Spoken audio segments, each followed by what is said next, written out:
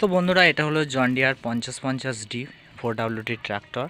বর্তমানে এই ট্র্যাক্টরে একটি বড় সমস্যা হলো যে ট্র্যাক্টরটির এই যে দেখতে পাচ্ছেন এখানে আর এই দু জায়গায় অয়েল সিল লিক করছে। লিক করার প্রধান কারণ হচ্ছে কোম্পানি বলছে যে এটার গ্যাস পাইপ মানে এটা বার করে হাওয়া বার করতে বলছে, ঠিক আছে।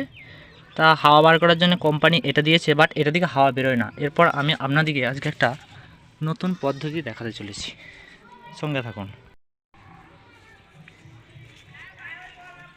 তো বন্ধুরা দেখুন, আমি এই নাটটি মার্কেট থেকে মানে জন ডিয়ার শোরুম থেকে এনেছি, যেটা হচ্ছে এই নাটটা, ঠিক আছে।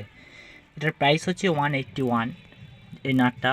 আর এটা আপনি রোটাভেটরের মানে হাওয়া পাসের জন্য থাকে, আপনাকে দেখাচ্ছি। এই দেখুন রোটারের এখানে এই নাটটা 30 টাকার মতো মার্কেটে আপনি পেয়ে যাবেন ইজিলি।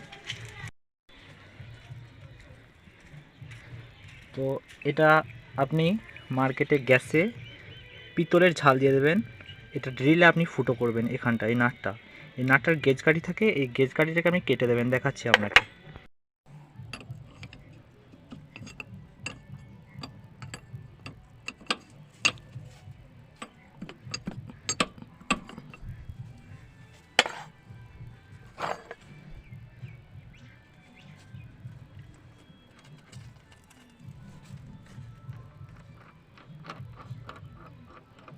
এটিতে সম্ভবত হাওয়া বার করতে হয়, যে হাওয়া বার করা কাজের সময় তো অসুবিধা হয় খুব।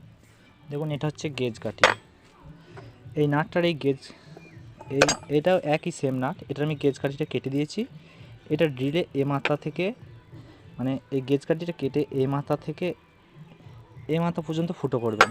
ফুটো করার পরে এই ক্যাপটিকে পিতল ওয়েল্ডিং দিয়ে চারিধার সমান করে ঝাল করে দেবেন, যাতে কোথাও লিক না থাকে, ঠিক আছে। তারপরে এটিকে এইখানে লাগিয়ে দেবেন। লাগিয়ে দেওয়ার পরে টাইট দিয়ে দেবেন। তো এরপর আপনারা দেখুন, আর দেখুন হাওয়া আপনাকে আর বার করতে হবে না, হাওয়া অটোমেটিক বেরিয়ে যাবে। এবং এইখান থেকে এদিকে যে লিকের সমস্যা, তা প্রায় 80 ভাগ আপনার মরে যাবে, ঠিক আছে। আপনাদের ইনফরমেশনটি কেমন লেগেছে কমেন্ট করে জানাবেন।